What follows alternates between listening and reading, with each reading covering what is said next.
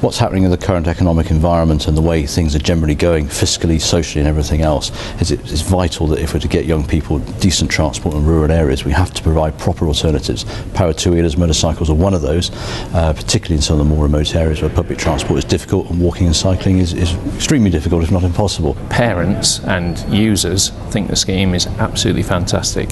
In the early days, we did elected members were concerned that we were putting first-time road users on the road, on the Cumbrian roads in the middle of winter. We started in January 2003, and we've really touched marble. We've really never had a serious accident. We normally have 2.5, 3, 4 people applying for every person we can help. The biggest demand is the sort of 16 to 19, the teenagers basically. But we do find that there's people right up into the 50s and sometimes even 60s who they've often had some sort of crisis in their life, and they're building their life back up again. And we've helped many people in the 40s and 50s. And all Wheels to Work does is provides a stepping stone to a better future, if you like. The MCI got involved with Wheels to Work probably back in 2002, really to give a bit of advice and support and to discover more about the network. But it wasn't until 2008, when after the Countryside Commission withdrew a lot of its funding, that we realised we had to get much more directly involved.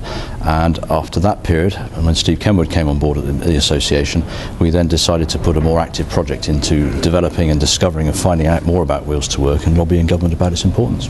The moped is usable for 3 years, therefore providing 6 periods. So where the association can help is to help produce and generate sustainability within the existing programmes, create new ones, but most importantly make sure there's full, proper public support for it through government activity and also work through local authorities. We've been very grant-funded reliant, and we need to move to a position where we have more sustainability built within the schemes. There's also an ability obviously to put website addresses on there. The difference that the association can make is, in the past we've sort of tried and failed really to link up well enough with all the schemes to sort of talk to each other enough to identify problems that might be coming down the line. If somebody's facing a problem, you can be pretty sure it's going to come to you next soon, and if somebody identifies that and we speak to each other quickly enough, then we can sort of do something about it. We all started off doing our own deals and finding out which bikes were good bikes in terms of reliability, safety, all of that.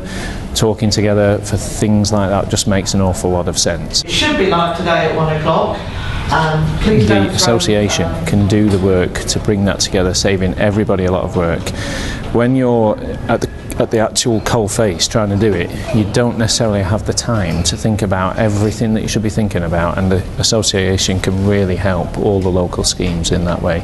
And we do need a voice, and we do need a media campaign. I can't do that from Cumbria, but I can do that as part of an association.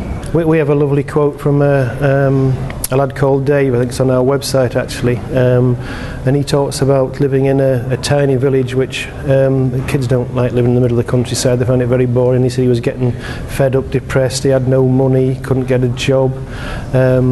He got on the Wheels to Work scheme, and the last thing he said is, through Wheels to Work I got myself a job, some money and a girlfriend. That's my favourite story, I think, and we can't promise to find people love, but it's nice when it happens.